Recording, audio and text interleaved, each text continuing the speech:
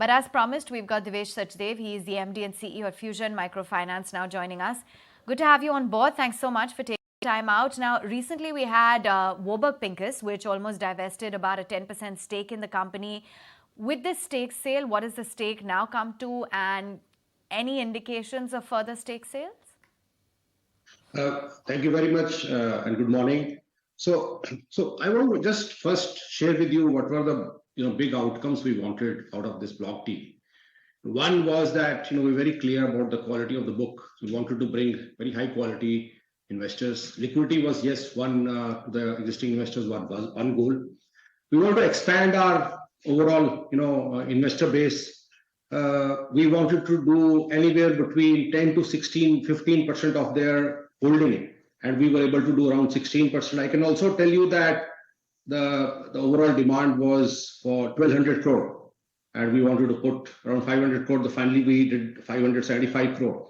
So I think all those boxes have been ticked.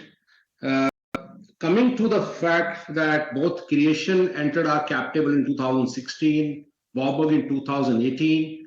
After this sale, they still hold together around 52%.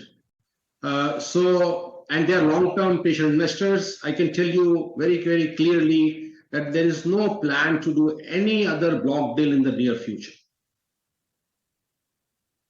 I understand that. But if you're raising capital, ultimately, this is growth capital, I would imagine.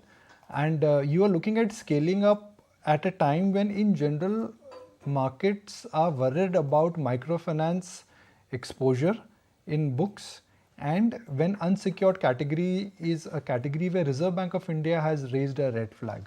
So are you looking at expanding really at the wrong time?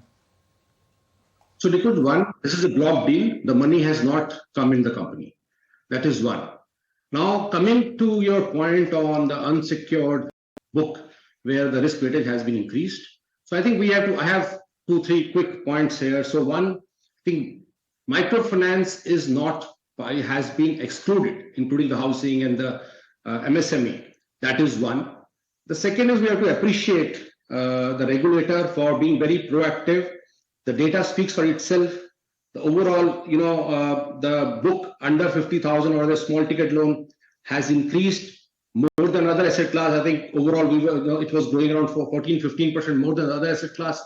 Second, Nikunj, I think one important thing was that there are a lot of platforms where they were building this book and sourcing these customers, but the overall the risk was lying on the bank's balance sheet. So I think in that perspective, it will really help in cooling off some of this, and regulator has been really proactive. As far as microfinance is concerned, look, as I told you, it is not, it is excluded. We have been very, very calibrated, Nikunj. If you see even this year, we will be growing anywhere between 23 to 25%. So we have been very calibrated. There is no other. I think that we do not see any risk right now in the sector. Overall, there was a temporary impact of floods in North India, and which now we have navigated well. So I don't see any, because one, you have to appreciate that this is money which is going mostly for productive purposes and to the bottom of the pyramid. Given that you're talking about these growth projections, I just want to understand what exactly is going to drive the growth for the company. If you can just walk us through some of the key triggers. Yeah. So one is that we are very, very, very diversified. We are present in 22 states. We have now close to 1,200 branches. We have close to 3.73 million customers. So, and then if you see our average outstanding with the customer is still very small. It's 26,000. So I think the growth will be coming from adding, and in H1, we have added around 18% new customers. So I think it will be a combination of the 10-12% customer addition, 10-12% increase in ticket size, renewals, because we have added a lot of customers in the last 5 years.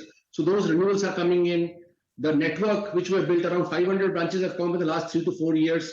They will start maturing. We also have an MSME book, which is now 4% of our overall book. That is also coming up very well. We ran a pilot for 3 years. Now we are very excited about that book. So I think it's a combination of all this will make sure that we are able to grow on a very sustainable basis. Fair enough. Now let's understand the impact of fintech in your business. How is fintech going to be changing the business dynamics, the business which you represent? Yeah.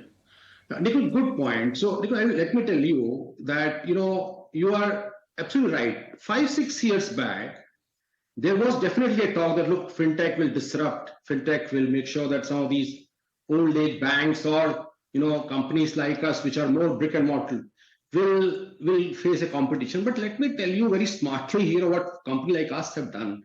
In the last 5-6 years, we have done huge investments on technology. Today, we are we are like a fintech company. The only difference, Nikunj, in our case is that we have, feet on street, we have data, we have branches. If I can tell you that today, until 2016, all the disbursements were happening in cash because of this whole digital infrastructure which has been built up in India, Jandan, bank account, mobile, 100% we transfer money in the bank account. The second point I tell you, Nikunj, is that our turnaround time for the customer was 15 to 16 days way back in 2015-16. It has come down to 4 days. It is paperless now. It's an assisted model through an app. Our field officer is able to onboard the customer. We are able to use technology to really bring a lot of economy of scale, handle scale, bring more control. So what I can tell you, and also one more thing, we are partnering with some of these fintech companies which are providing very key niche. They have some core capabilities which are like company like Karza Scan, people who help some of these important elements in the whole value chain.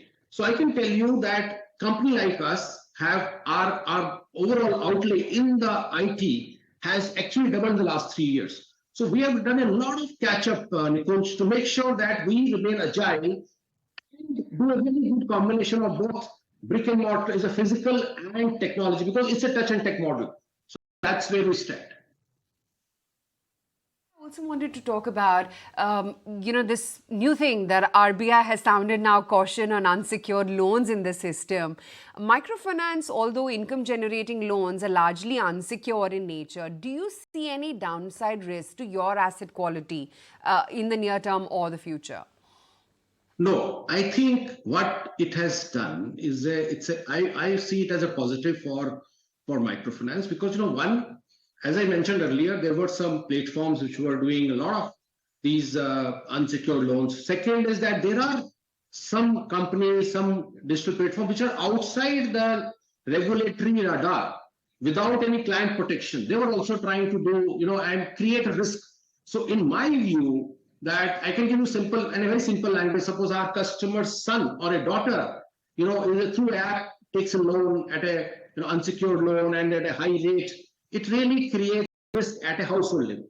So in my view, by doing this, I think the whole focus where the RBI is actually pointing everyone to is that please focus more on doing productive, funding productive businesses where there is a cash flow. I think that is where in the microfinance also, if you see the last regulations which were changed in March 2022, the whole focus is on the FOIR, which is fixed, obligation to income ratio, where they are telling the companies to even microfinance that look at the customer household level, cash flow. So it's in my view, this is a very good stance because everyone, we all have to for a long term, for a long term perspective, we all have to make sure that the customer is not over-indebted. There is no risk which builds up. Good to have you on board. Thank you so much for taking time out.